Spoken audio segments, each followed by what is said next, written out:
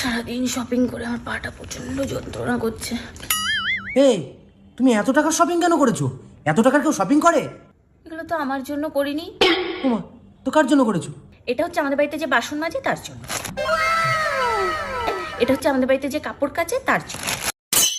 এর মধ্যে একটা শাড়ি আছে, এটা হচ্ছে আমাদের বাড়িতে যে ঘর মোছে তার জন্য।